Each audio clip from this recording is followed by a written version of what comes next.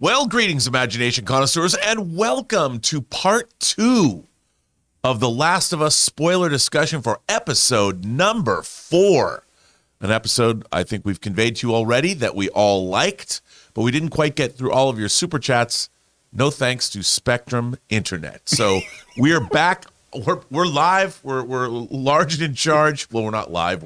I'm live right now filming this, but I'm not live with you. But anyway, we're going to get right back into your comments. I got Ray Orr, Jonathan Voico, and Taylor Gonzalez right over there. I'm going to bring him into the chat and make him say things, I'm sure. We're going to begin with Reggie Phoenix. Says, the way the guy called for his mom, it was haunting. Oh, my God. That really was haunting. And, here's the thing, though. You shouldn't try and kill other people. And if you try and kill people and you get the drop on you and someone shoots you in the back and wounds you, if you cry for your mother, I don't think a lot of people are going to have sympathy if you've already tried to kill them. So if you find yourself in an apocalypse, listen to your boy Bob here when he tells you, don't try and kill other people because you're going to die. On that note, I'd like to bring out the nuances of that actor's performance because there were moments where you thought, okay, well, he's just giving them a line. Like, we can trade, we can work with each other. We can go back and forth. This will be fine. But then he would waver into fear. Like, I just want to see my mom. Because he would have these moments of I think I'm going to die. Can you just get me to my mom and I'll see her and maybe they'll take care of me or I'll die with her. Or, hey, it's cool. We're done fighting. It's all over, kid. No, I don't mean you guys. I was just kidding. Like, he'd go between manipulating and then actually revealing his fear of actually dying, and then in that moment he goes, I don't know what's happening. I don't know what's going to happen. It was really nuanced. It was really great. Like that. No, his performance definitely was great. I was being a little facetious, but the performance. Look, I think the acting across the board in this show has been exemplary. Really, really great stuff. Kelly Rhodes sends in a super chat and says, if you want to see more of Bella Ramsey, watch the Prime movie Catherine Called Birdie. It is a medieval set dramedy in the vein of The Three Musketeers from 1973, The Princess Bride. I loved it. Well, Kelly, I've never heard of that film. What a great suggestion. I think Bella Ramsey, she certainly endeared herself to me as young Lady Mormont in Game of Thrones, and I think she's been crushing it as Ellie, and I'd like to see more of her. So that's a great suggestion. I just looked it up right now. Catherine Called Birdie. It's based on a book by Karen Cushman. Well, there you go. There's a cool picture. All right. Exploding Soda 99 says, very upset we didn't get to see them get into the Mario Kart after the crash. Well, I don't know what to say about that. Did you see the SNL sketch? I saw the SNL sketch, and I love that sketch. And, maybe next time. You never know. With the popularity of the Mario Brothers movie, maybe the whole world will change, and we'll see. But Pedro Pascal was really good on SNL. I thought that Lisa from Temecula, he was so good in that sketch. I still got to see it. I got to catch up on that episode. It was good. JMB Gator says, agree that this is the most important episode. Episodes 1 through 3 felt like a prologue. Now we're in the main event, which is the story between Joel and Ellie. Yeah, I think they needed, I agree with you. I think that if you look at these 9 episodes as a 3-act structure, Act 1 was the setup and the beginning of the journey. Act 2 is Joel and Ellie bonding through all of this, and then Act 3 is a climax. So it kind of works dramatically and structurally as even a movie. A movie has a 3-act structure. So I think you're right. I think that's a very astute observation, and I think you're bang on correct with that. So thanks for that. That was good. The man with the master plan sends in a super chat and says, Scarecrow was outstanding all day, just like the Campea team. Oh, well, thank you. I appreciate that. Nice play on those words. I thought you were going to have another dad joke, but instead you complimented us, which was very nice.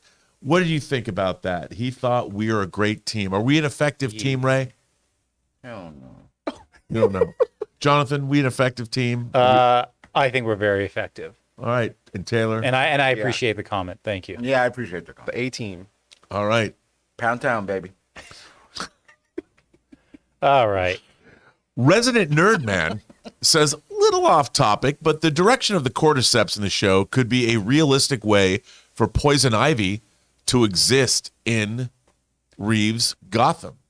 Well, I don't know. Since we have Matt Reeves here, Matt, do you think the cordyceps could be a way to get poison ivy to exist in your Gotham City? I think it's established that we could believe that in our world and in a world that we live in. And if they could pull that off, I could see that happening. Although that's a fungus. Well, it's a plant still, though. So, yeah. There's a fungus among us. That's all I know. Do you think if they did do that, would they rip on? People will call them out for ripping for ripping. From Well, no, the because show? a lot of these creators must have seen the same nature documentaries because Star Trek Discovery uses the micellular network, and obviously The Last of Us used this. So Druckmann and his team, when they were writing the game in the first place, had those things. Look, everybody's missing. Yeah. People just got up and left. Look at that. They're just gone. That's I'll right. never leave you. Sorry. I'm Never here. going to give you up. Let's turning on Ray's camera. All right, well, Brandon says, after seeing the production design here, I'm more convinced than ever that the line between TV and movie production level is being blurred even more. Brandon, I have to agree with you. But also remember that while we don't have movie budgets yet for TV shows, unless you're talking about Rings of Power, we're getting there. And obviously the technology to create these things is changing all the time. But you're right. The production value, this show in particular, has A-list production values. I don't even see how it would change much if it had a $200 million budget. But ultimately, if you look at, I think the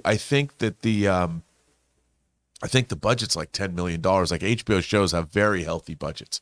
So I agree with you. This is a great looking show. The production values are first rate, top notch, 100%. Totally agree with you.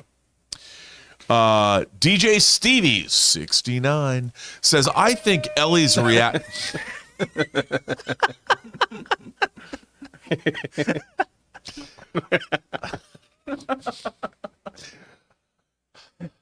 think Ellie's reaction Wait, who was this one from? This is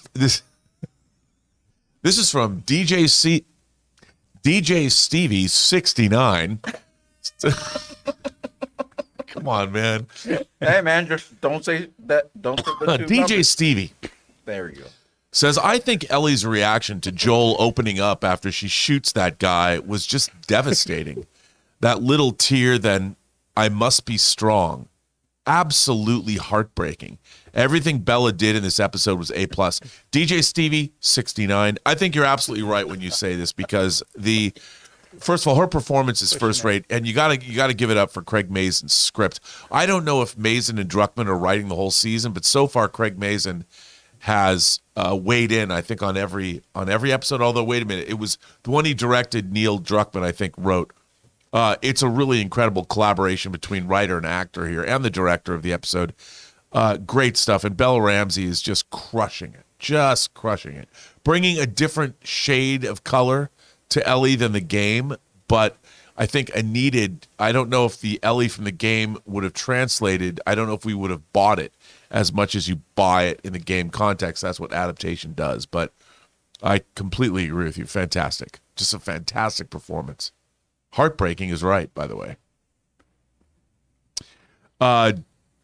JMB Gator says, crazy that this episode hit a new series high, 7.5 million viewers, competing with the Grammys, more rapidly inclining trajectory than House of the Dragon. No, you know what? I think that there's a lot of people that are being won over by the show, both people that play the game and people that have never even heard of the game. They're coming to this show and they're seeing, look, excellence should be rewarded, and this show is top-notch in every way, shape, and form. No expense was spared. The cast is great. The story is as compelling as the game, and ultimately, even though it's an adaptation of the game, they've made some changes. What they haven't changed is the core of this show is about the relationship between Joel and Ellie, and they are nailing that. And that's, what more would you want from a show like this? Our friend Daniel Vakura is here and says, this was the first episode that made me worried about the pacing. Critics said the last two episodes are rushed. where making the Sam and Henry story 2 episodes seem unnecessarily stretched. I hope that's not the case. You know what, Daniel? I think ultimately it's going to be okay, but I kind of feel what you were feeling. I thought Sam and Henry showing up at the end of the episode and stretching this part of the show out, because you're looking at episodes 4 and 5. That puts us then onto the back side of the series. So we're at the middle here, and I think you might have a point, but I'm going to give the filmmakers the benefit of the doubt until I see what happens in episode 5. I hope episodes 8 and 9 are not rushed, but we shall see. I trust in the filmmakers to know what they're doing. I think so far they won me over. Jermaine King says, this episode was great, but then it went to another level after Ellie pulled out that Harloff dad jokes book from her bag. You know, what can I say? Who would have known? I did not know that I was being groomed by Christian Harloff for seeing this show. I didn't realize I had forgotten that I could be led down the primrose path of actually liking dad jokes. And so help me God, the Scarecrow dad joke is actually pretty good. And the fact that Pedro Pascal knew the punchline, that Joel knew the punchline, well, what can I say? Maybe dad jokes aren't so terrible after all. CJ sends in a $20 super chat and says, I'm loving The Last of Us, but the first episode really made Joel out to be a badass because everyone seemed afraid of him, but he didn't seem as dangerous in this episode. What do you think? That's not a bad observation, CJ, but I would say this. In this episode, with them crossing out into the wilderness, before he was in places that he'd either been to before or understood. Now he's out in the wilderness. He has no idea what's coming at him. He has no idea what's in front of him. And I think that there's probably an element of fear in what Joel's experiencing, more than, not that there isn't always an element of fear when you're living in this world, but he doesn't know what's out there. And he's probably not been here before. And I think he's out of his element. And I think that's, he isn't a badass because whatever's coming at him and he doesn't know what's coming at him, he's scared. There's got to be a level of fear in him. And I think that Pedro Pascal is playing it pretty great. I mean, I'm enjoying it. I am, but I think you're not wrong. I just think it's different. He's also protecting Ellie. And yes. And now Ellie is his primary concern. And that may have shifted a little bit in terms of the way Joel's playing, the way Pascal's playing the role, because now he's firmly, as we've seen, firmly committed to Ellie's safety. Hey, Rob. Sorry. Yes, go ahead. I thought you were going on to the next question. Go ahead. No, I was just going to say, I mean, now that Ellie has a gun and the level of threat it has been heightened. But so go ahead. What were you going to say? Well, I just had a really quick, very important question. How does a taco say grace? How does a taco say grace? I don't know. Let us pray. That is terrible. That's what I interrupted for. I'm sorry. I mean, that can be used for a cheeseburger too. It's not particular. Lettuce is not particular to a taco. Hey, Ray, I have a question for you. Busy. Ray, how does the moon cut his hair? How? He clips it. There you go. Wow. That one. Come on, Rob. At least you I know didn't come that up one with was these. kind of clever. It was all right. I'm not It was taking credit for okay. these, He though. clips it. It wasn't like the diarrhea one. That was funny. Me and Joel, we thought that was funny. Yeah, it runs in the genes. Wow. What is next?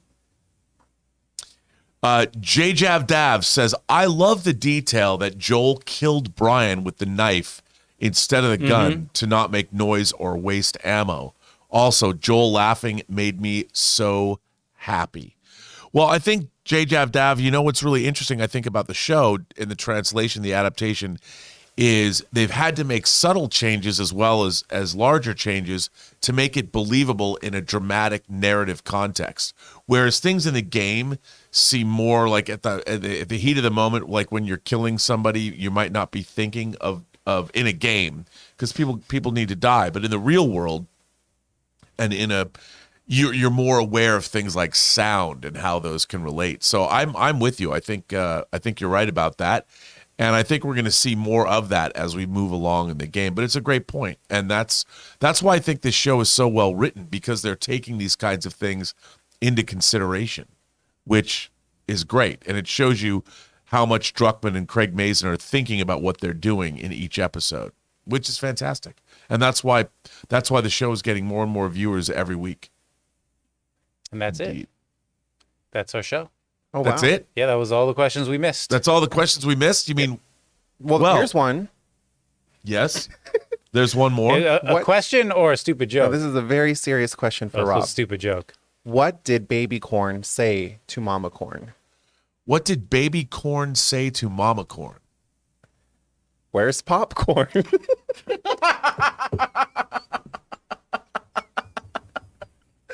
That one's pretty good. You've been asking yourself the same question for 30 years. Where is pop?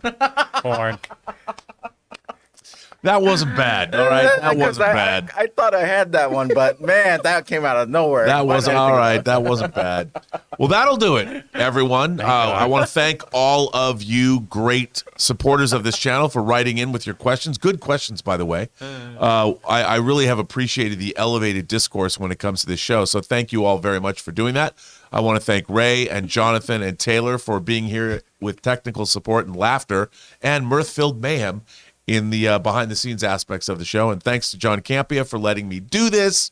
I'm, of course, Robert Meyer Burnett. Find me at RM Burnett on Instagram, Burnett RM on Twitter, or find me on The Burnett Work, my own YouTube channel, for all kinds of craziness. And on that note, I'll see you at our Episode 5 After Show.